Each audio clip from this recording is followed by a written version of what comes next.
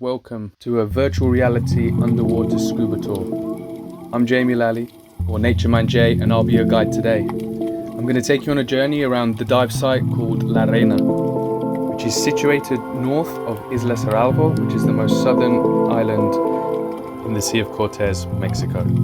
It was named the World's Aquarium by Jacques Cousteau, and was formed because the Sea of Cortez is actually on top of a tectonic plate splitting Baja California and the Mexican mainland.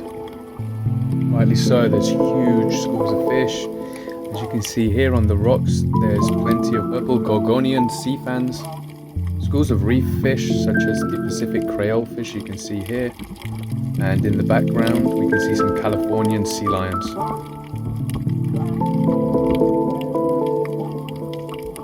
Hopefully these guys will come a bit closer so we can have a better look.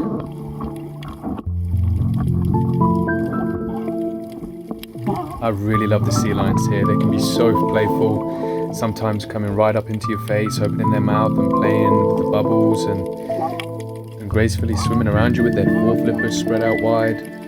And other times they just couldn't be interested. They just sit on top of the rocks, laid back on their backs, making the rocks look extra comfortable when they're clearly not. The way to tell the difference between the males and the females is that the males have a bump on the top of the head with a little bit of a tuft of hair, and they're also generally larger, and the females have a more smooth, streamlined body shape and generally smaller.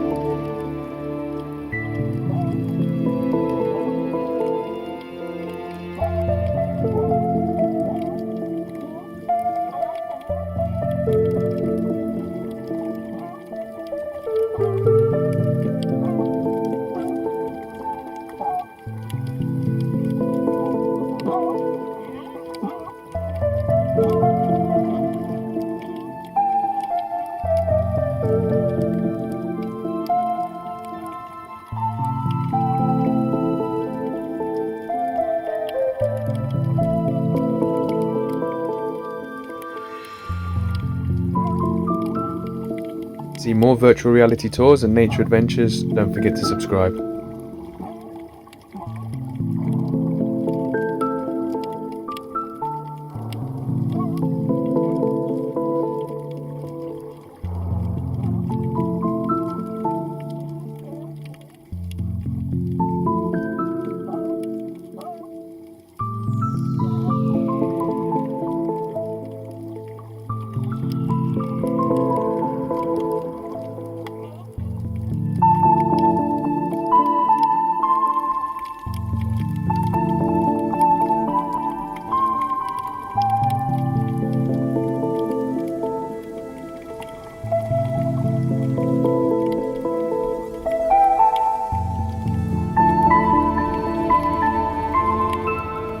For me, just being under the water is heaven. Just sat there, taking in the sounds, watching the surroundings, the small fish, seeing how they behave.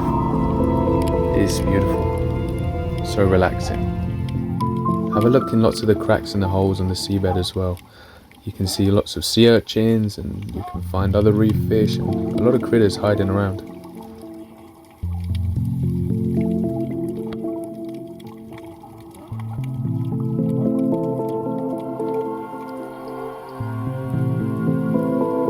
Okay, here, look straight, look where I'm pointing.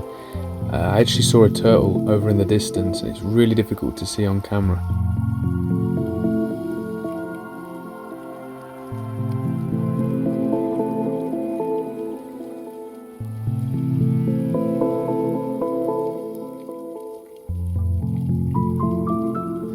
But just where the rock is ahead of us, we can see a school of fish. There's a few cubera here, which are dog snappers, which we call pargon here in Mexico. And above the rocks we can see the yellowtail surgeonfish. They're called surgeonfish because if you can look carefully on the tail, just between the tail and the body meets, they have thorn-shaped spines that stick out on the sides. And up ahead as well we can see some grey triggerfish. The reason they're called triggerfish is because their dorsal spine can lock up in place and it looks a bit like a trigger. It's also a telltale sign to say if the triggerfish feels threatened or aggressive. Here we have the Panamic Moray Eel, which looks really scary, but in actual fact they're really placid animals. Interesting fact is they have two jaws, one that you can see now when it opens and closes its mouth, and it does this to actually siphon the air through its mouth out through its gills. And then the second pair of jaws is actually attached to its stomach. So when it bites onto a fish, the second pair of jaws will come out from the stomach, hold onto the fish it's just caught with the first pair of jaws, and then with the second pair of jaws pull the fish down in through to the stomach to digest. If you turn around and look at me now, I'll show you something that really upsets me every time we dive. I always find trash and plastic and rubbish all over the seabed. So we all really need to do our part, and if you see any trash, then pick it up and take it to the bin for when we get on the boat. Now if you turn back to the front again, you can see a golden grouper. I don't see many of these actually around here, so we're really lucky to see one on this dive. And if we keep following the golden grouper, we'll start to see some more reef fish just a bit to the left. And here we can see a parrotfish. Parrotfish are crucial for the reef, as they spend around 90% of the day eating algae off coral reefs. This almost constant eating performs the essential task of cleaning the reefs, which helps the corals stay healthy and thriving.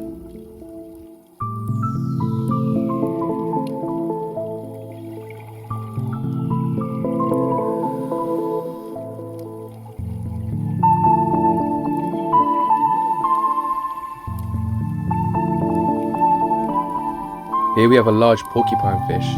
You can see they have big heads with big eyes, and the white spots you can see on their back are actually spines. And as a defense mechanism, these guys can puff out their body into a balloon shape, exposing them sharp spines with venom inside. Probably best not to touch these guys. In fact, we shouldn't touch any of the marine life.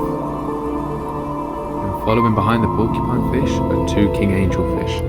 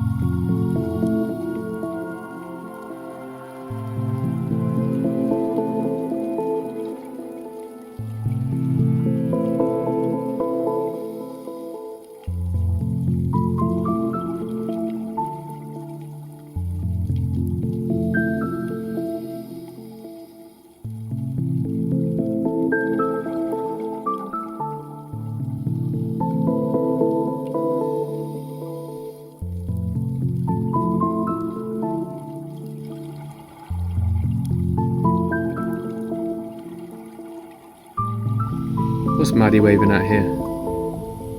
Oh, another moray eel.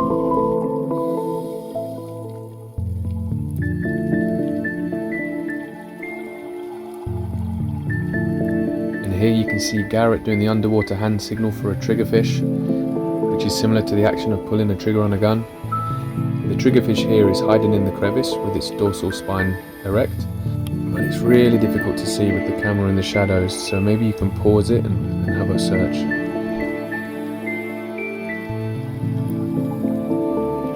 Okay, let's challenge you and see how good your eagle eye is. Can you see what we're looking at? I'm going to point at it and try and make it easier for you. You could even pause it and challenge yourself. Okay, there it is. It's a scorpionfish or a rockfish, and these guys have amazing camouflage. They're also very venomous, sharp dorsal spines in the top of their body that when stood on or pressed will inject toxic venom. So always be careful of where you're putting your hands and your feet when you're underwater. And now we come to the safety stop, which can be at times be boring. So what we like to do is often blow bubble rings and keep each other entertained. Can anyone else blow bubble rings? Or blow underwater kisses, as I like to call them?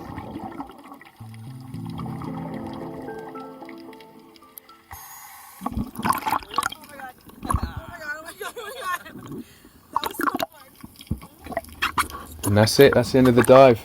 I hope you enjoyed it. If you do want to see some more virtual reality tours, please don't forget to subscribe and share it so your friends can see too. Thanks for watching. I'm Nature Man Jay.